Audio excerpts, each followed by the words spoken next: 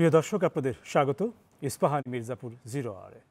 বৈশাখী টেলিভিশনের সমসাময়িক বিষয়ভিত্তিক আলোচনার নিয়মিত আয়োজন ইস্পাহানি মির্জাপুর 0 আওয়ার। প্রতিদিনের মতো আজও নির্ধারিত একটি বিষয়ে কথা হবে আমন্ত্রিত অতিথিদের সঙ্গে। আজকের আলোচনার শিরোনাম নতুন যুগে দেশের ক্রিকেট। যে দুজন অতিথি আমাদের মাঝে উপস্থিত রয়েছেন তাদের দুজনের সঙ্গে পরিচয়ের পর্বটি সেরে নিচ্ছি। আমার ডানে প্রথমে আছেন বিসিবির সাবেক পরিচালক ও ক্রীড়া সংগঠক খন্দকার জামিল উদ্দিন। এরপরে রয়েছেন স্পোর্টস বাংলার সম্পাদক এম কায়সার। আপনাদের দুজনকে স্বাগত আমাদের এই অনুষ্ঠানে। ধন্যবাদ। আজকের আমন্ত্রিত দুই অতিথির সঙ্গে নির্ধারিত বিষয়ে কথা হবে, তবে তার আগে যথারীতি এক নজর দেখে নেব বৈশাখী সংবাদের শিরোনাম। অতিবৃষ্টি ও পাহাড়ি ঢলে সিলেট, পার্বত্য চট্টগ্রাম ও ফেনীর বহু এলাকা জলমগ্ন, সড়ক যোগাযোগ বিচ্ছিন্ন, এখন পর্যন্ত দুজনের মৃত্যু। শেখ হাসিনার বিরুদ্ধে ট্রাইব্যুনালে আরও হত্যা মামলা হয়েছে। সাবেক প্রধান বিচারপতি খায়রুল হক ও আসামি আহমেদ হোসেন এবং সোহাইল রিমান্ডে। আন্দোলনে হতাহতদের তালিকা তৈরিতে স্বাস্থ্য মন্ত্রণালয়ের সাথে কাজ করবে বৈষম্য বিরোধী ছাত্ররা। আহতরা বিশ্বমানের চিকিৎসা পাচ্ছেন জানিয়েছেন স্বরাষ্ট্র উপদেষ্টা। বিএনপির ভারপ্রাপ্ত চেয়ারম্যান তারেক রহমান রাষ্ট্রদ্রোহের মামলায় খালাস পেয়েছেন। হাসপাতাল থেকে বাসায় ফিরেছেন খালেদা জিয়া। এবং এক যুগ পর ক্রিকেট বোর্ডের সভাপতি পদে পরিবর্তন। নতুন সভাপতি জাতীয় দলের সাবেক অধিনায়ক ফারুক আহমেদ, পদত্যাগ করেছেন পাপন।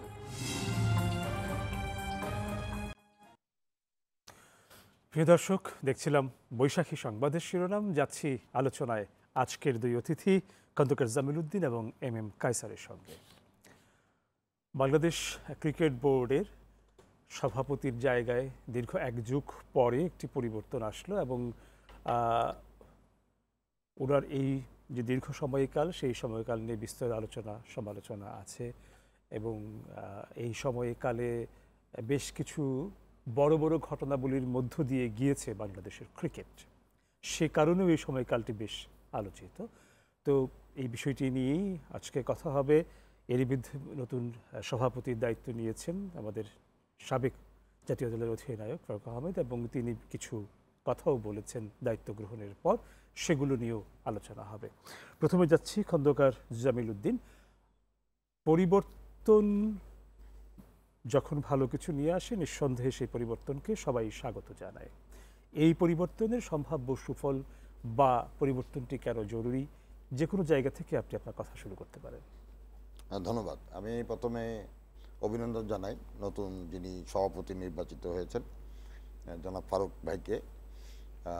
আরও ধন্যবাদ জানাই ফাইন ভাইয়ের মতন একজন ক্রীড়া ব্যক্তিত্ব বিসিবির পরিচালনা পর্ষদে অন্তর্ভুক্ত হয়েছেন। তাদের দুজনকে আন্তরিক অভিনন্দন। আসলে দীর্ঘ প্রায় 12 বছর, কিন্তু আপনি যদি বিশ্ব ক্রিকেটের দিকে তাকান তাহলে দেখবেন যে ভারত, পাকিস্তান থেকে শুরু করে সব জায়গাতেই কিন্তু একটা রদবদল হয়েছে, অনেক রদবদল হয়েছে, কিন্তু বিসিবিতেই এখন পর্যন্ত গত 12 বছর ধরে কোনো রদবদল নাই। একই পর্ষদ বারবারই বিভিন্নভাবে ক্ষমতায় আসছে। সেটা নির্বাচনের মাধ্যমে, নির্বাচনে কাউন্সিলরশিপের কক্ষিগত করার মাধ্যমে, বিভিন্ন কারসাজির মাধ্যমে নির্বাচন করে তারা বারবারই ক্ষমতায় আসছে। তো এই অবস্থার পরিবর্তনটা কিন্তু দীর্ঘদিন যাবৎ বাংলাদেশের যে ক্রিকেট প্রেমী মানুষ তারা কিন্তু এই পরিবর্তনটা চাচ্ছিল। কারণ আপনি দেখেন পরিবর্তনটা কেন চাইবে না। আমরা যেখানে 2007-এর বিশ্বকাপে আমরা সুপার 8-এ খেলেছি, সেখানে 17 বছর পরে আমাদের অর্জনটা কি? আমাদের কিন্তু কোনো অর্জন নাই। এই 17 বছরে তো আমাদের ক্রিকেটটা অনেক দূর এগিয়ে যাওয়ার কথা ছিল।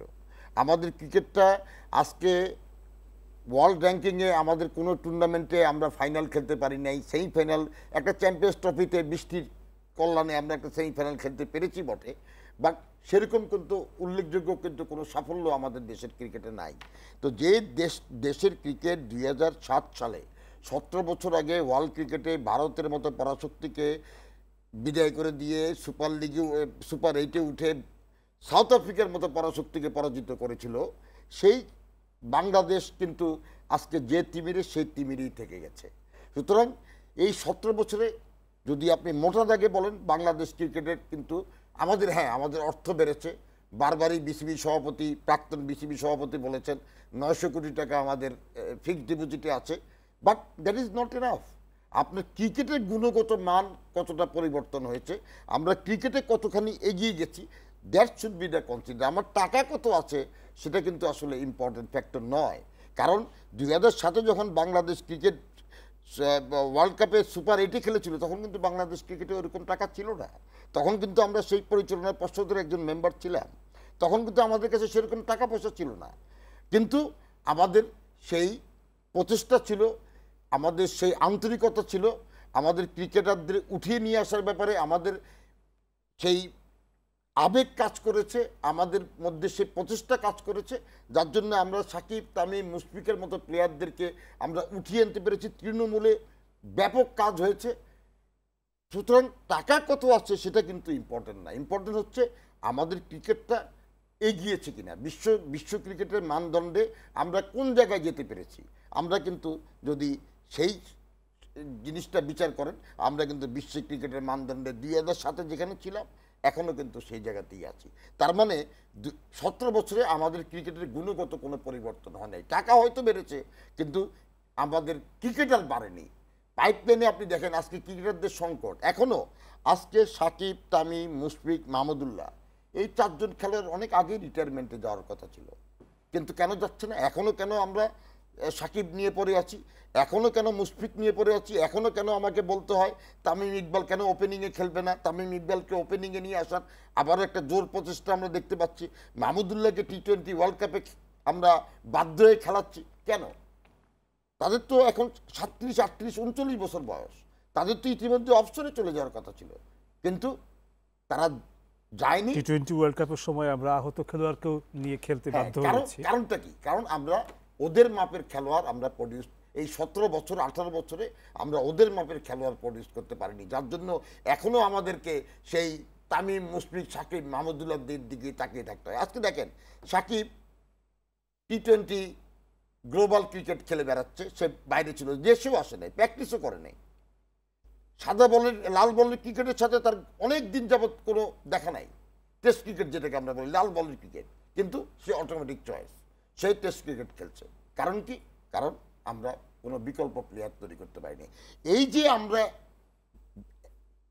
পাইপলাইন তৈরির ক্ষেত্রে, ক্রিকেটের গুণগত মান উন্নয়নের ক্ষেত্রে, ক্রিকেটার তৈরির ক্ষেত্রে আমরা আসলে তেমন কোনো কিছু করতে পারি নাই গত 17 বছরে। সেই জন্যই কিন্তু এই পরিবর্তনটা জরুরি ছিল। এই পরিবর্তনটা কিন্তু দীর্ঘদিন যাবৎ মানুষের, ক্রিকেট প্রেমী মানুষের একটা আকাঙ্ক্ষা ছিল যে এরকম একটা পরিবর্তন দরকার। আমাদের ক্রিকেটটা কিন্তু আপনি দেখেন, এই একটা খেলা যেখানে আপনি দেখবেন সবাই কিন্তু এক।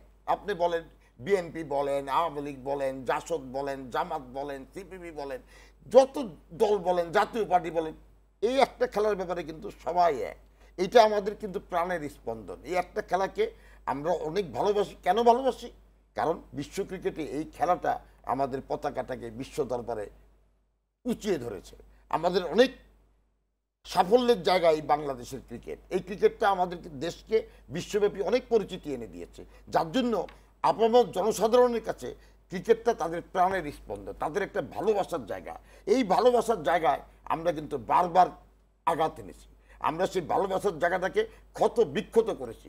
আমরা তেমন কোনো সাফল্য, আমাদের এই যে আপামর জনসাধারণ, আমাদের 16-17 কোটি মানুষ, এই যে তার মধ্যে 10-12 কোটি মানুষই হয়তো ক্রিকেট প্রেমী, তাদেরকে আমরা কিছু দিতে পারি নাই।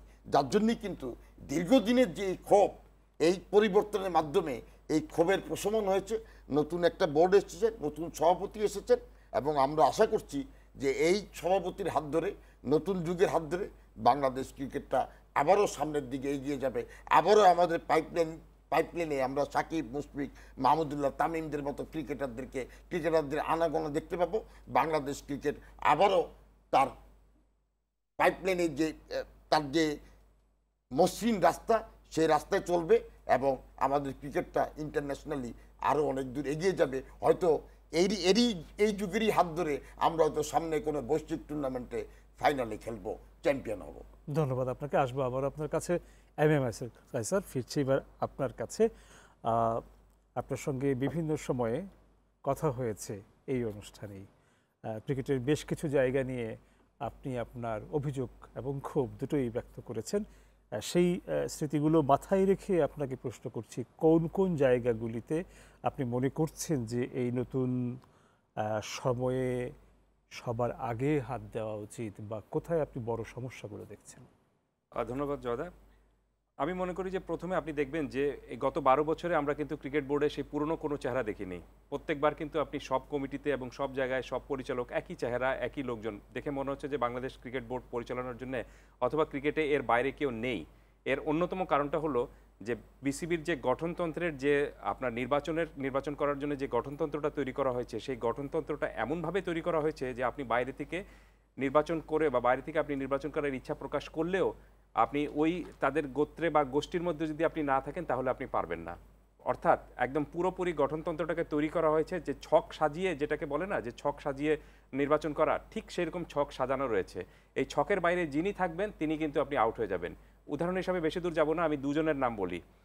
নাজমুল আবেদিন ফাহিম খুব গত নির্বাচন অংশ নিয়েছিলেন, ভোট পেয়েছিলেন খুব সম্ভবত মাত্র 3টি। খালেদ মাসুদ পাইলট তিনি অংশ নিয়েছিলেন, ভোট পেয়েছেন মাত্র 2টি। সো এই দুটো উদাহরণ দিয়ে আমি বুঝিয়ে দিচ্ছি যে মানে বলতে চাচ্ছি যে আমি যে অভিযোগটা করলাম সেই অভিযোগটা একদম পুরোপুরি স্ট্যান্ড হচ্ছে আর কি। এবং পরবর্তী আপনি অন্য জায়গায় দেখবেন যে তাদের বিরুদ্ধে যারা দাঁড়িয়েছিলেন তারা কিন্তু বিপুল পরিমাণে ভোট পাচ্ছেন। আমি বলছি না যে আপনি কে জিতবে কে হারবে সেটা পরের বিষয়, কিন্তু আপনি ইকুয়েশনটা মানে বুঝিয়ে দিচ্ছে এখান থেকে যে আপনি ওই দলের মধ্যে না থাকলে বা আপনি ওই গোত্রের মধ্যে না থাকলে ইউ ক্যানট উইন, আপনি এটা পারবেন না। এবং এই কারণে বারবার আপনি ওই একই নির্বাচনে আপনি একই চেহারা দেখছেন, একই লোক আসছে এবং মনে হচ্ছে যে ওনারাই বোধহয় ক্রিকেটের বাপমা এবং ওনারাই ক্রিকেটের সব কিছু জানেন, আর কেউ কোনো কিছু জানেন না। সো প্রথম প্রায়োরিটিতে আমি মনে করি যে এই গঠনতন্ত্র যে নিজের ইচ্ছে মতো ছক সাজিয়ে নির্বাচন করার জন্য গঠনতন্ত্র সাজানো হয়েছে, ইট শুড বি চেঞ্জ। এক নাম্বার 2 হলো যে একটা বড় ধরনের গঠনতন্ত্রের চেঞ্জ আনা উচিত আমি মনে করি, সেটি হলো যে কোনো আপনার সংগঠক কোনো পদে 2 টার্মের বেশি থাকতে পারবেন না। তিনি যতই ভালো কাজ করুন না কেন আপনাকে গঠনতন্ত্রে এই জিনিসটা আনতে হবে। তাহলে যে জিনিসটা হবে, যেটা জামিল ভাই যেটা বললেন যে দেখুন ক্রিকেটারদেরকে এখন পর্যন্ত আমরা যে 2006 বা 7 সাল থেকে যে ক্রিকেটারদের চেহারা দেখছি সেই ক্রিকেটাররা এখন পর্যন্ত রয়ে গিয়েছেন। ঠিক একই রকমভাবে আপনি যদি এই ক্রিকেট সংগঠকদের নতুন নতুন আনতে চান তাহলে অবশ্যই আপনাকে এই জিনিসটা করতে হবে। তাহলে আপনার কিন্তু লিডারশিপ কোয়ালিটিটা বাড়বে বা লিডারশিপটা বাড়বে। দেখবেন যে আপনি নতুন যারা রয়েছেন তারাও এই জায়গাটা এসে একটু চ্যালেঞ্জটুকু অনুভব করবেন। আর এখন যারা রয়েছেন তারা চ্যালেঞ্জটুকু নিচ্ছেন না। কী কারণে? কারণ তারা জানেন যে আমার জায়গাটা অবভিয়াস, আমি যাই করি না কেন পরের নির্বাচনে আমি কিন্তু জিতবো, তারপরে তৃতীয় নির্বাচনে আমি জিতবো, পারলে আমি চতুর্থ নির্বাচনেও জিতবো, কারণ আমার এই জায়গাটা তো গ্যারান্টেড। সো আমি কারোর প্রতি অ্যাকাউন্টেবল না, আমি কাউকে আমার জবাবদিহিতা করতে হচ্ছে না। সো এই জিনিসটা যখনই চলে আসবে কারোর মধ্যে, তখন তিনি কিন্তু তার যে কাজের জন্য এখানে এসেছেন সেই কাজটুকু করবেন না, বরঞ্চ ধান্দাবাজিটা করবেন। এবং সেটাই হয়ে আসছে এতদিন ধরে ক্রিকেট বোর্ডে। আরেকটা জিনিস হলো যে এটাই যখনই আপনি দেখবেন যে 2 টার্মের জন্য করছেন, তখন তিনি হয়তো মনে করবেন যে হ্যাঁ আমার টার্ম তো পরবর্তীতে শেষ হয়ে যাবে, তাহলে আমি কি উদাহরণ রেখে গেলাম। আমি অন্তত এমন কিছু করে যাই যে আমি হয়তো 10টা কাজ করতে পারবো না, কিন্তু 2টো কাজ করি, যে 2টো কাজ নিয়ে একটা অনেক দিন ধরে আলোচনা হবে বা মনে হবে যেন yes I am doing something, আমার একটা কিছু করা হয়েছে। এটা একটা বড় বিষয়। আরেকটা চেঞ্জ আমি আনতে চাচ্ছি বা দেখতে চাচ্ছি, সেটি হলো যে সিস্টেমে প্রক্রিয়াগত চেঞ্জ। যে আপনি একটা ক্রিকেট বোর্ড কিন্তু একটা কর্পোরেট হাউসের মতোই করে চলে, কিন্তু এখানে আপনি কর্পোরেট শুধুমাত্র বলার জন্যই বলা, কিন্তু আসলে কিন্তু এটাকে কর্পোরেটের মতো চলে না। এখানে আপনার নিয়মতান্ত্রিক কোনো নিয়মই মানা হয় না। আপনি সিলেক্টরদের সাথে যোগাযোগ না করে বা টিম অপারেশনসের সাথে যোগাযোগ না করে ক্রিকেটাররা সরাসরি আপনার বোর্ড সভাপতির সাথে টেলিফোনে কথাবার্তা বলেন, এবং এর আগে আমরা দেখি যে বোর্ড সভাপতি সেটা এনজয় করেন।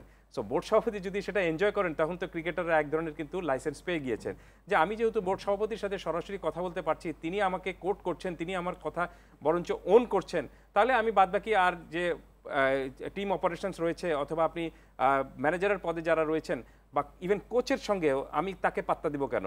আমি তো অফিসের টপ বসকে আমি পকেটে রাখছি, সো আমার আর বাদবাকিদের পাত্তা দেওয়ার দরকার নেই।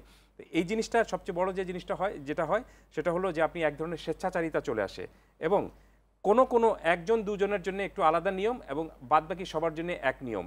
এই জিনিসটা কিন্তু অনেক বড় একটা ফ্যাক্টর। ক্রিকেট কিন্তু টিমস গেম, এখানে আপনি ল যদি তৈরি করেন সবাইকে এক নিয়ম মানতে হবে।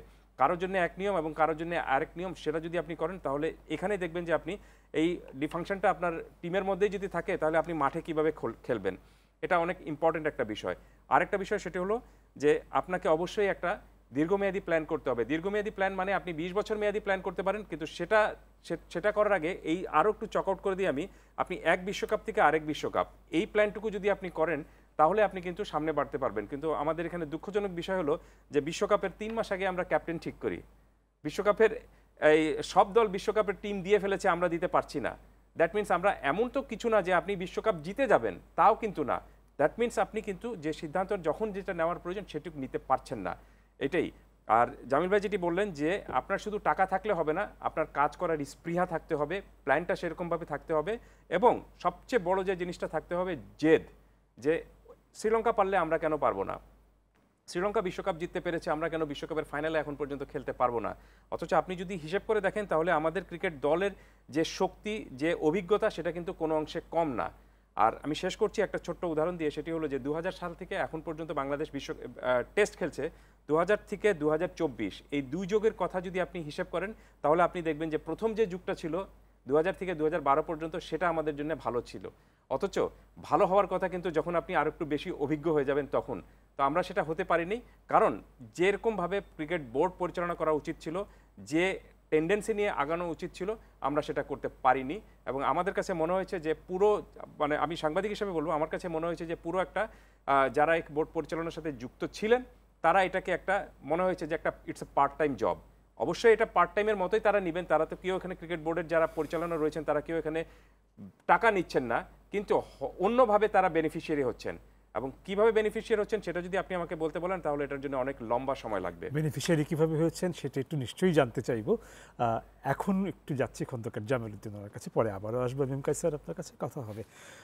খন্দকার জামিলউদ্দিন, আপনার অভিজ্ঞতা আছে বিসিবির পরিচালনা পরিষদের সদস্য হওয়ার, সেই জায়গা থেকে একটু আপনার কাছে একটা বিষয় করতে চাইব, সেটা হচ্ছে যে আমাদের এখন যে গঠনতন্ত্রটি রয়েছে সেটিকে পরিবর্তন করার একটা তাগিদ নতুন যে সভাপতি হয়েছেন তার কাছ থেকে আমরা শুনতে পেয়েছি। মানে উনি সভাপতির দায়িত্ব নেওয়ার পরে যে কয়েকটি বিষয়ে ফোকাস করেছেন তার ভিতরে এটি একটি।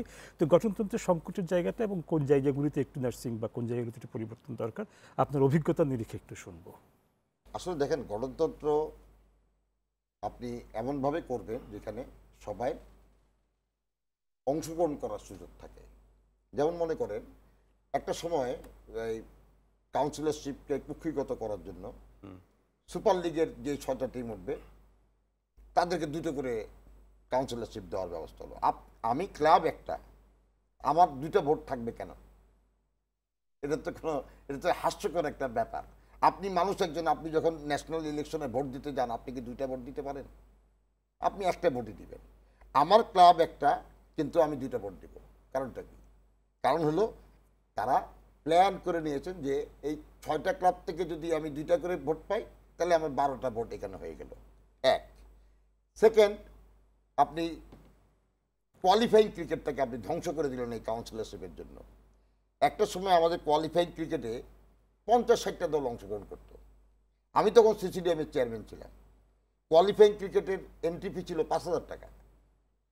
সেটাকে আপনি কি করলেন, যাতে বেশি দল অংশগ্রহণ না করে, আপনার পছন্দ মতো দল অংশগ্রহণ করে, 2-4টা দল অংশগ্রহণ করে আপনি সেই কাউন্সিলরশিপটা নিতে পারেন, সেটাকে করা হলো 5 লাখ টাকা। তো আপনি বলেন এই কোয়ালিফাইং ক্রিকেটটা কিন্তু পাড়ার মহল্লার বড় ভাইরা বিভিন্ন আর্থিক অনুদান নিয়ে কিন্তু এই কোয়ালিফাইং ক্রিকেটে অংশগ্রহণ করে। আজকে ফারুক আহমেদ ভাই বলেছেন এই কথাটা, বিসিবির নতুন সভাপতি, যে ওখানে অনেক ট্যালেন্ট কিন্তু আমাদের কোয়ালিফাইং ক্রিকেটে থাকে, যেটাকে ধ্বংস করে দেওয়া হয়েছে। কেন ধ্বংস করে দেওয়া হয়েছে? এই কাউন্সিলরশিপের জন্য। আপনি বলেন যে পাড়ার মহল্লায় যে যারা একটা ক্লাব করে কোয়ালিফাইংয়ে অংশগ্রহণ করে তার পক্ষে কি 5 লাখ টাকা এন্ট্রি ফি দেওয়া সম্ভব? কঠিন। তার ফলশ্রুতিতে আমরা কি দেখলাম, গত বেশ কয়েক বছর ধরে 3 থেকে 4টা দল নামমাত্র অংশগ্রহণ করে এবং সেখানে তাদের পছন্দের মতো 2টা দল ফাইনাল খেলে, যেখানে তাদের কাউন্সিলরশিপটা কনফার্ম। তো এইভাবে কিন্তু তৃণমূল ক্রিকেটটাকে ধ্বংস করে দেওয়া হয়েছে। আমি মনে করি যে এই জায়গাতে একটা বড় পরিবর্তন আনা দরকার। আবার সেই এই কোয়ালিফাইং ক্রিকেটে আবার একই রকমভাবে, তখন হয়তো 5,000 টাকা ছিল, সেই প্রেক্ষাপটে এখন এটা 25,000 টাকার বেশি হওয়া উচিত না। এরকম ফি দিয়ে যত বেশি সংখ্যক টিম আমরা অংশগ্রহণ করাতে পারবো ততই কিন্তু এই ক্রিকেটারটা উঠে আসবে। ঠিক সেরকমভাবে কোনো কাউন্সিলরশিপ কোনো দলের আমরা দেখেছি একটা বিশেষ দলের কাছে বেশিরভাগ কাউন্সিলরশিপের কন্ট্রোল থাকে। এই জিনিসটাকে চেঞ্জ করতে হবে। কাউন্সিলরশিপের কন্ট্রোল কোনো বিশেষ দলের কাছে থাকবে না, সেটা যে যত বড় দলই হোক না কেন, আবাহনী বলেন, মাহমুদান বলেন, শেখ জামাল বলেন, শেখ রাসেল বলেন, ব্রাদার্স ইউনিয়ন বলেন, যত বড় বড় দল আছে না কেন, তাদের কারো কাছে কোনো কন্ট্রোল থাকবে না। কাউন্সিলরশিপটা স্বাধীনভাবে প্রত্যেকটা ক্লাব এই স্বাধীনতাটা অর্জন করবে, যার যার মতো করে শেষে ভোটটা দিতে পারবে, পছন্দ মতো তাদের নির্বাচিত প্রতিনিধিকে বোর্ডে পাঠাতে পারবে। এই জিনিসটাকে গণতন্ত্র নিশ্চিত করতে হবে। আরেকটা জিনিস হচ্ছে, আমরা দেখি এখন তো অন্তর্বর্তীকালীন সরকার, কিন্তু আমরা দেখি যখনই কোনো দলীয় সরকার আসে, বিভাগীয় ও জেলার যে কাউন্সিলরশিপগুলো আছে সেগুলোকে কক্ষিগত করার ব্যবস্থা করা হয়। অর্থাৎ যে দল আছে তারাই তাদের দলের লোকদেরকে সেই কাউন্সিলরশিপগুলো দেয় এবং তারা একটা পরিকল্পনা করে কাদেরকে বোর্ডে আনা হবে, সরকারি মদতপুষ্ট তাদেরকে আনা হবে, সেই অনুযায়ী তারা একটা প্ল্যান করে এবং বিভাগীয় ক্রীড়া সংস্থা এবং ডিস্ট্রিক্টের কাউন্সিলররা সেই মোতাবেক ভোট দিয়ে তাদের পছন্দসই কাউন্সিলরগুলো বোর্ডে নিয়ে আসে। কিন্তু এই তত্ত্বাবধায়কের সময় ইন্টারিম পিরিয়ডে কিন্তু এটা পসিবল না, কারণ এখন কোনো দল কিন্তু এখন ক্ষমতায় নেই। সুতরাং এখন কিন্তু সবকিছু কিন্তু এখন ক্রিকেট বোর্ডের সভাপতি যিনি, উনি চাইলেই কিন্তু অনেক ভালো ভালো কাজ করতে পারেন, কারণ কোনো রাজনৈতিক প্রেশার থাকবে না। এই সুযোগে এই অপরচুনিটিটা ইউটিলাইজ করে বর্তমান যিনি সভাপতি হয়েছেন তিনি কিন্তু অনেক ভালো ভালো কাজ করতে পারবেন যদি উনি মনে চান, কারণ তার উপরে কিন্তু কোনো রাজনৈতিক প্রেশার নাই। সুতরাং এই সুযোগে উনি গঠনতন্ত্রটা এমনভাবে সংশোধন করবেন বা এমনভাবে তৈরি করবেন যাতে করে সবাই ফ্রি অ্যান্ড ওপেনলি তাদের মনের কথাটা বলতে পারে, তাদের পছন্দসই ক্রীড়া ব্যক্তিত্বকে তারা বোর্ডে নির্বাচন করতে পারে এবং বোর্ডটা একটা সুন্দর একটা বোর্ডের মাধ্যমে প্রকৃত ক্রীড়া সংগঠকরা যাতে বোর্ডে আসতে পারে সেই ব্যবস্থাটাকে সুনিশ্চিত করতে হবে। এবং এইটা করার কিন্তু এখনই সময়, কারণ এখন এই বোর্ডের উপরে কিন্তু কোনো রাজনৈতিক প্রেশার নাই। এখন যদি করতে না পারেন, আবার যখন কোনো রাজনৈতিক দল ক্ষমতায় আসবে তখন কিন্তু সেটা আপনার কঠিন হয়ে যাবে বা অসম্ভবই হয়তো হয়ে যাবে। আমাদের আলোচনা চলবে, একটু বিরতির পর ফিরবো আবার আপনাদের কাছে। প্রিয় দর্শক, ইস্পাহানি মির্জাপুর 0 আওয়ারে সবাই হলো একটা বিরতি, ফিরবো অল্প সময়ের ভেতর, আশা করি সঙ্গেই থাকছেন।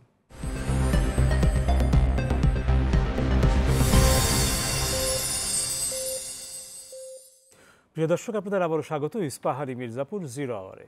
ধন্যবাদ বিরতির এই সময়টুকু আমাদের সঙ্গে থাকার জন্য। ফিরছি আবারও আলোচনায়। এম কায়সার, এবার আপনার কাছে আসছি।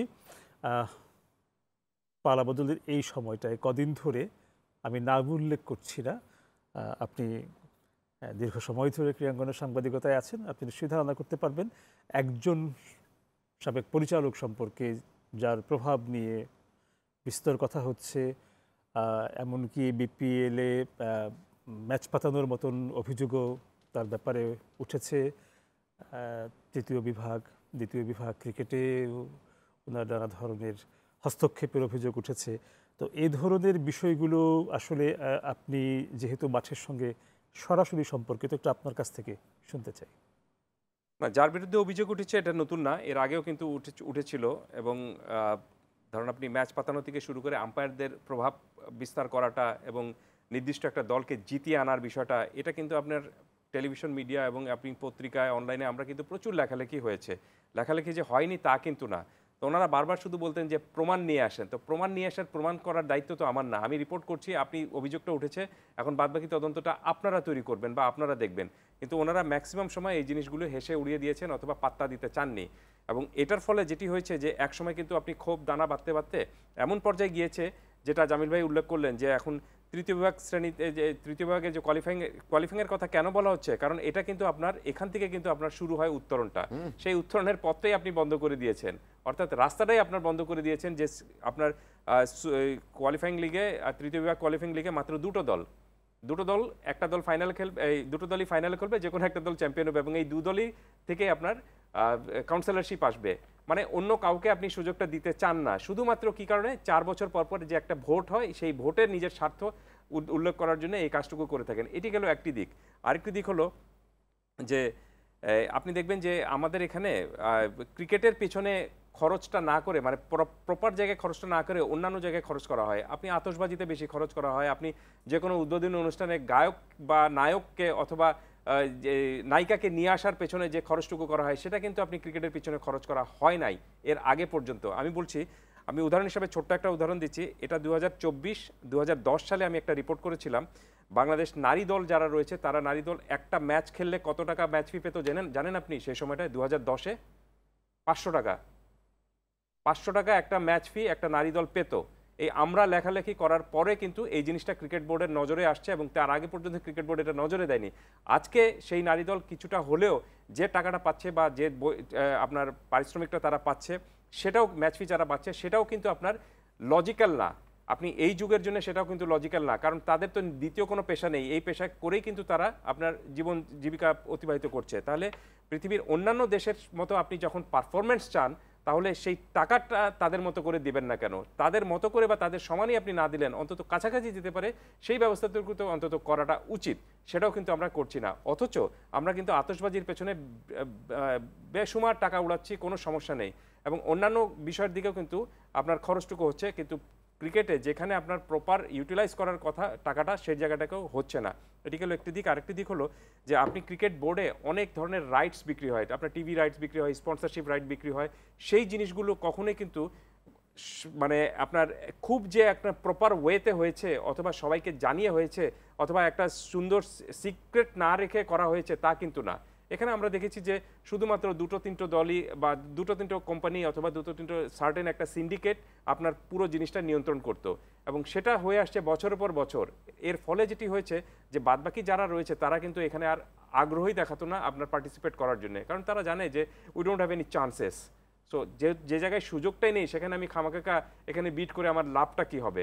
সো এই যে ম্যাল প্র্যাকটিসগুলো চলে আসছে, এটা একদিনের বিষয় না, এটা অনেক দিনের বিষয়। এবং এখান থেকে ক্রিকেট বোর্ডের অনেক ডাইরেক্টর সবসময় বলেন যে আমরা এখান থেকে তো বেনিফিশিয়ারি কোনো বেতন নেই না, কাজ করি না, কিন্তু অনেকেই আপনি এই ধরনের নামে বেনামে আপনার কোনো না কোনোভাবে আর্থিক সুযোগ সুবিধা কিন্তু রয়েছে। এটা যদি আপনি জানতে চান যে তাহলে এটা আপনার প্রমাণটা কি, এই প্রমাণ করার দায়িত্ব কিন্তু আমার না। আপনি যদি এই অভিযোগ উঠে থাকে তাহলে এটা প্রমাণ করার দায়িত্ব ক্রিকেট বোর্ডের। ক্রিকেট বোর্ড এটা তদন্ত করবে। আর এখন আমি মনে করি যে বাংলাদেশ ক্রিকেট বোর্ডের গত 12 বছরে 12 থেকে 24 বছর 2024 পর্যন্ত টোটাল যে খরচ হয়েছে, কোথায় কোন খাতে গিয়ে খরচ করেছে, কি হয়েছে, এটার জন্য একটা আমি মনে করি যে একটা প্রপার অডিট প্রয়োজন, এবং সেই অডিট খুব দ্রুত করতে হবে। এবং সেটা যদি আপনি করতে এখন না পারেন তাহলে দেখবেন যে এই যে আপনার যে ম্যাল প্র্যাকটিস যেগুলো হয়েছিল সেগুলো কিন্তু আপনি আর হদিস খুঁজে পাবেন না। সো এটার জন্য খুব দ্রুত একটা অডিট করা প্রয়োজন। একই প্রসঙ্গে খন্দকার জামিল, আপনার এখানে আসছি একটু, এই যে নিয়ম দুর্নীতি প্রসঙ্গগুলো আসলো, নতুন যে সভাপতি দায়িত্ব নিয়েছেন তিনি যে কয়েকটা বিষয়ে উনি ফোকাস করেছেন, তার ভিতরে এটিও কিন্তু একটি যে এই বিষয়গুলোকে খোঁজ দিতে হবে, দেখতে হবে। যাচ্ছি আপনার কাছে, বলুন আপনি। আমি কায়সারের সঙ্গে এই যে স্পন্সরশিপের ব্যাপারে একটা জিনিস যোগ করতে চাই। গতকালকেই আমি আমাদের জাতীয় ex national captain Khaled Masud পাইলটের একটা ইন্টারভিউ দেখছিলাম। পাইলট সেখানে ক্লেম করলো যে বিপিএলে সে একবার সে তো আকিজের ক্লেমন যে সে কোম্পানিতে, সে ক্লেমন স্পোর্টস একাডেমিতে সে হেড হিসেবে কাজ করে, সম্ভবত আকিজ গ্রুপের মাধ্যমে, সম্ভবত যদিও সে গ্রুপের নামটা বলেনি, সম্ভবত আকিজ গ্রুপের মাধ্যমে সে বিপিএলের স্পন্সরশিপ করতে চেয়েছিল। তাকে বিভিন্নভাবে 9-6 দেখিয়ে তাদেরকে ডিলে করিয়ে তাদেরকে স্পন্সরশিপটা দেওয়া হয়নি। পরবর্তীতে পাইলট জানালো যে আমরা যে অর্থ অফার করেছিলাম তার চেয়ে অর্ধেক অর্থে স্পন্সরশিপ দেওয়া হয়েছে। একজন জাতীয় দলের সাবেক অধিনায়ক যখন এই ক্লেমটা করে তখন সেখানে কিন্তু গুরুত্ব দিতে হয়। তার মানে কি, আমাদের যে বিভিন্ন রাইটস, অনেক রাইটস আছে, কিন্তু প্রতিটা সিরিজে স্পন্সর থাকে, জাতীয় ন্যাশনাল স্পন্সর থাকে, বিপিএল এ স্পন্সর থাকে, প্রিমিয়ার লিগে স্পন্সর থাকে, প্রচুর স্পন্সরশিপের ব্যাপার আছে। তার মানে এখানে যখন এরকম অর্ধেক টাকায় রাইটস বিক্রি হয়ে যাচ্ছে, তার মানে অন্যান্য জায়গায় একই রকম অনিয়মগুলো হয়েছে, সেটা আমরা ধরেই নিতে পারি।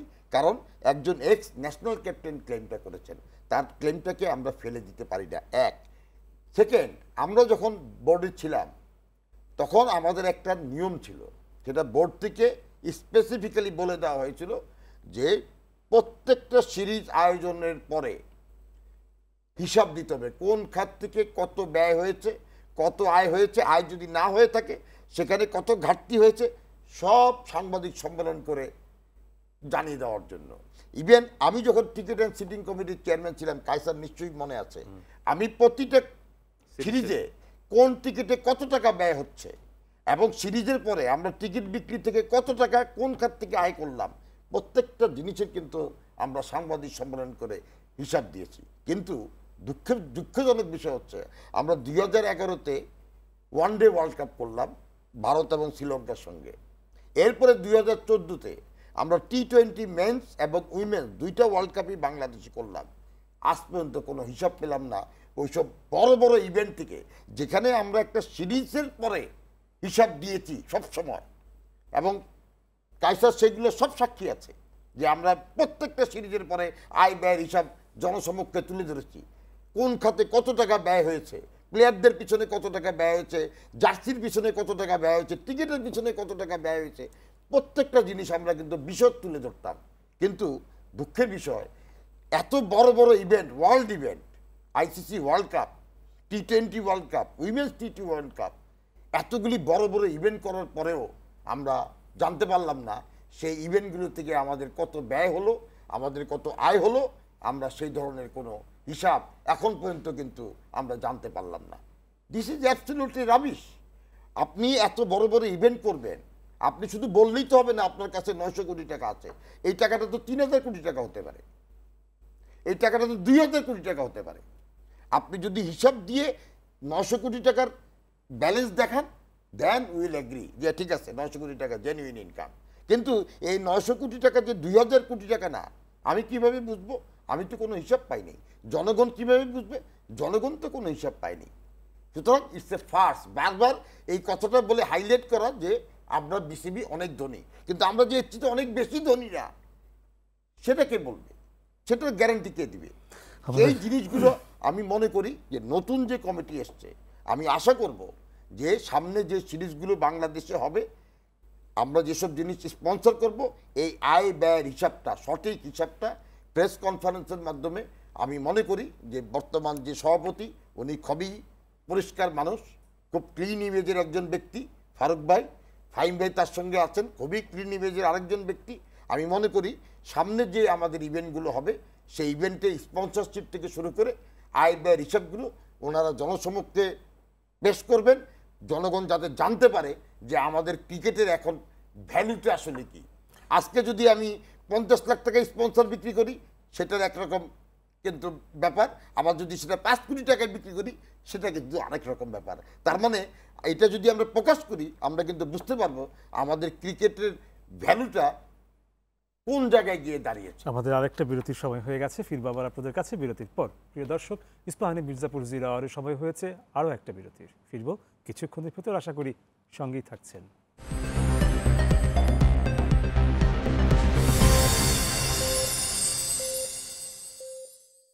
প্রিয় দর্শক, আপনাদের আবারও স্বাগত ইস্পাহানি মির্জাপুর 0 আওয়ারে। ধন্যবাদ বিরতির সময়টুকু আমাদের সঙ্গে থাকার জন্য। ফিরছি আলোচনায়। কায়সার, আসছি আপনার কাছে। আমরা আমাদের অনুষ্ঠানের শেষ পর্বে চলে এসেছি, হাতে অতটা সময় নেই, ছোট্ট ছোট্ট করে আপনাদের দুজনের কাছ থেকে শুনবো, তাই নতুন করে প্রশ্ন করছি না। আলোচনার ধারাবাহিকতায় যদি আপনার কিছু বলার থাকে এখন শুনে নেব। না, অগ্রাধিকার ভিত্তিতে তো অনেক কাজ করতে হবে এই কমিটিটাকে। তবে আমি মনে করি যে সেই বাংলাদেশ যখন থেকে আপনার টেস্ট স্ট্যাটাস পেয়েছিল, তখন থেকে একটা জিনিস আমরা খুব বেশি শুনছিলাম, দুটো জিনিস খুব বেশি শুনছিলাম, যে ঘরোয়া ক্রিকেটটাকে ঠিক করতে হবে এবং উইকেট স্পোর্টিং করতে হবে।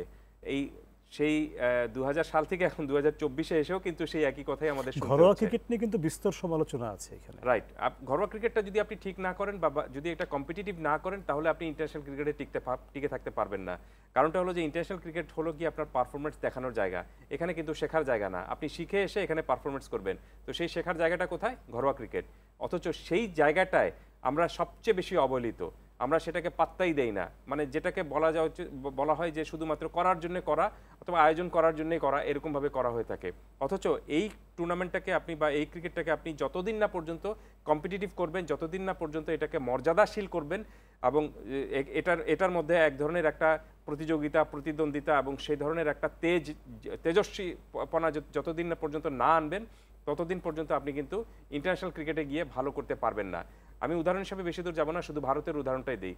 ভারতে আপনার 4টা থেকে 5টা আপনার টপ গ্রেডের টুর্নামেন্ট হয়, ঘরোয়া ক্রিকেটের টুর্নামেন্ট হয় দেখেই ভারতে যেসব ক্রিকেটাররা আপনার ন্যাশনাল টিমের সুযোগটা পান তারা কিন্তু ন্যাশনাল টিমে পারফরমেন্স করতে পারেন, সেখান থেকে আপনি ছিটকে পড়েন না। কিন্তু এখন পর্যন্ত আপনি আমাদের ন্যাশনাল টিমে সুযোগ পেয়েছেন, 2টো টেস্ট খেলেছেন, 1টা টেস্ট খেলেছেন, 5টা ওয়ানডে খেলেছেন, বাদ হয়ে গিয়েছেন, এমন অনেক লোকের নাম আমি কিন্তু বলতে পারবো। অথচ উচিতটা হলো যে আপনি যাকে সুযোগ দিবেন তিনি ভালো পারফর্ম করতে পারবেন এবং তিনি এই জায়গায় পারফর্ম করার মতো যোগ্যতা তার রয়েছে, সে কারণে আপনি তাকে সুযোগটা দিচ্ছেন এবং তিনি সেরকমভাবে নিজেকে মেলে ধরেন। এর ফলে যেটি হয় যে তাকে যাকে আপনি সুযোগটা দিচ্ছেন তিনি পারফর্ম করতে পারেন এবং তার কারণে আপনি পুরো দলটাও একটা ভালো পর্যায়ে যেতে পারে। অথচ আমাদের এখানে যেটা হলো যে আমরা না শিখে যেখান থেকে শেখা উচিত সেখান থেকে না শিখে আমরা সরাসরি আপনার ন্যাশনাল টিমে চলে আসছি, ফলে আমরা সেই উত্তাপটা নিতে পারি না। ইন্টারন্যাশনাল ক্রিকেটে যে উত্তাপটা, সেই উত্তাপটা আপনাকে কিন্তু গায়ে লাগাতে হবে আগে দেশের ঘরোয়া ক্রিকেটে খেলে। এবং এই বিষয়টা এখন না, যেটি বললাম যে 2000 সালে বাংলাদেশ টেস্ট খেলেছিল প্রথম, তখন থেকে আমরা বলে আসছি বা শুনে আসছি, কিন্তু ক্রিকেট বোর্ডের কর্মকর্তারা বলেছেন এটা ইমপ্লিমেন্ট করার জন্য, কিন্তু তারা এখন পর্যন্ত সার্বিকভাবে ইমপ্লিমেন্টেশনে করতে পারেননি। এবার সেটি দেখা যাক এবার সেটি হয় কিনা। খন্দকার জামিল উদ্দিন, আপনার কাছে ফিরছি। আসলে আপনাকে ছেড়ে দিতে পারছি না, একটা প্রশ্ন আমাকে করতেই হচ্ছে। প্রশ্নটা হচ্ছে, যদিও সময় খুবই অল্প আমাদের হাতে, তারপরে শেষ করতে হবে অনুষ্ঠান। প্রশ্নটা হচ্ছে যে খেলোয়াড়দেরকে একটি নীতিমালার ভেতরে আনার ব্যাপারটি কথা হচ্ছে, নতুন সভাপতিও বলেছেন, এই জায়গাটা একটু আপনার কথা শুনতে চাই। এটা কিন্তু খেলোয়াড়দের কিন্তু অবশ্যই একটা নীতিমালার মধ্যে আনতে হবে। কারণ হচ্ছে একজন, বিশেষ করে আমি বলবো ন্যাশনাল ক্রিকেটারদের ব্যাপারে, ন্যাশনাল ক্রিকেটারদের কিন্তু অবশ্যই একটা শৃঙ্খলার মধ্যে, একটা নীতিমালার মধ্যে চলতে হবে এবং ন্যাশনাল ক্রিকেটারদেরকে জানতে হবে, কারণ তারা কিন্তু বেতনভুক্ত খেলোয়াড়, তারা কিন্তু বোর্ডের থেকে বেতন নেন, মাস শেষে তারা স্যালারি নেন। সুতরাং অন্যান্য কর্পোরেট হাউসে যেমন আপনি একজন এমপ্লয়ি কী করতে পারবে কী করতে পারবে না তার সমস্ত গাইডলাইন দেওয়া থাকে, ঠিক সেরকম ন্যাশনাল টিমের প্লেয়ারদের জন্য যদিও গাইডলাইনটা আছে কিন্তু সেটা মেনটেন হয় না। এই গাইডলাইনটা মেনটেন করতে হবে। অর্থাৎ আপনি যদি জাতীয় দলের ক্রিকেটার হন, আপনি যদি বেতনভুক্ত ক্রিকেটার হন, আপনাকে মানতে হবে আপনি কি করতে পারবেন কি করতে পারবেন না। এর বাইরে গেলেই কিন্তু আপনাকে শাস্তির মুখোমুখি হতে হবে এবং সেটা শাস্তি যে কোড অফ কন্ডাক্টে যেটা আছে সেখানে যে শাস্তির কথা বলা থাকবে সেই শাস্তিটা আপনাকে মাথা পেতে নিতে হবে। এরকম যদি এটা যদি স্ট্রিক্টলি মেনটেন করা হয়, আজকে কিন্তু বোর্ড সভাপতি সেটা বলেছেন যে ভবিষ্যতে কোড অফ কন্ডাক্ট কে কী করবে না করবে সেটা কিন্তু বিশেষভাবে গুরুত্ব দেওয়া হবে। আমি মনে করি ন্যাশনাল টিমের ক্রিকেটারদের বেলায় এই জিনিসটা স্ট্রিক্টলি ইমপ্লিমেন্ট করা উচিত। আপনি মাস শেষে লাখ লাখ টাকা বেতন নেবেন কিন্তু আপনি কোড অফ কন্ডাক্ট মানবেন না, আপনি কি করতে পারবেন কি করতে পারবেন না সেটা মানবেন না, আপনার ইচ্ছা মতো আপনি যখন আমি একটু বড় তারকা হওয়ার সুবিধা নেব, বড় ছোট বলে কোনো কথা নাই। আপনি ন্যাশনাল টিমের ক্রিকেটার, আপনি বেতনভুক্ত ক্রিকেটার, মাস শেষে লাখ লাখ টাকা বেতন নেন, আপনি যা করতে পারবেন না আমিও তা করতে পারবেন না। হতে পারে আমি বিশ্বসেরা অলরাউন্ডার, আপনি একজন সাধারণ ন্যাশনাল ক্রিকেটার, ডাজেন্ট ম্যাটার, আপনি যা করতে পারবেন না আমিও তা করতে পারবো না। এই জিনিসগুলি যদি স্ট্রিক্টলি মেনটেন করা হয় তাহলে আমাদেরকে আর ভবিষ্যতে বেয়ারা সাকিবকে দেখতে হবে না, এরকম কোনো প্লেয়ারকে দেখতে হবে না যে কোনো নিয়ম নীতির তোয়াক্কা করে না এবং তাকে সবসময় ছাড় দিয়ে দেওয়া হয় কারণ সে আমাদের বিশ্বসেরা অলরাউন্ডার। এরকম কোনো কিছু যদি হয় তাহলে ভবিষ্যতে কিন্তু আমাদের আরও অনেক এরকম পরিস্থিতির সম্মুখীন হতে হবে। সুতরাং এই জায়গাতে আমি মনে করি এখনই সময় এটাকে একেবারে ফুল স্টপ বলে দেওয়ার এবং স্ট্রিক্টলি মেনটেন করতে হবে এবং যে গাইডলাইন দেওয়া থাকবে, যে কোড অফ কন্ডাক্ট দেওয়া থাকবে সেটাকে স্ট্রিক্টলি মেনটেন করতে হবে এবং এটার ব্যর্থ হলে শাস্তির মুখোমুখি হতে হবে, এটাকে নিশ্চিত করতে হবে এবং তাহলেই এই ন্যাশনাল ক্রিকেটারদের মধ্যে একটা শৃঙ্খলাবোধ তৈরি হবে। কারণ শৃঙ্খলাবোধ যদি আপনি না থাকে, আপনি কিন্তু মাঠের বাইরে ভিতরে শৃঙ্খলাবোধ কিন্তু একটা ইম্পর্টেন্ট জিনিস, সেটা যদি না থাকে আপনি মাঠে কিন্তু ভালো পারফর্ম করতে পারবেন না। ডিসিপ্লিন ইজ দ্য কি, আমরা সবসময় কিন্তু এটা বলি, on and of the field. সুতরাং এই ডিসিপ্লিনটা মেনটেন করাটা ন্যাশনাল ক্রিকেটারের জন্য কখনো কখনো হয়তো জর্জ বেস্টরা প্রমাণ করেছেন যে শৃঙ্খলা ভেঙে অনেক কিছু হওয়া যায়, কিন্তু এটাও সত্যি জর্জ বেস্টরা ইতিহাসে একজন দুইজন হয়, সবাই না, থাকতে পারে, ব্যতিক্রম কিন্তু কখনো উদাহরণ হয় না। হ্যাঁ, আজকের মতো আলোচনা শেষ করতে হচ্ছে এখানে, সময় স্বল্পতার কারণে হয়তো বা অনেক কিছু আলোচনা হতে পারত। বিদায় নিচ্ছি আপনাদের কাছ থেকে, প্রিয় দর্শক, বিদায় নিচ্ছি আপনাদের কাছ থেকেও। দেখা হবে কাল, আবারও কথা হবে অন্য কোনো প্রসঙ্গে। সে পর্যন্ত ভালো থাকুন, সুস্থ থাকুন, শুভরাত্রি।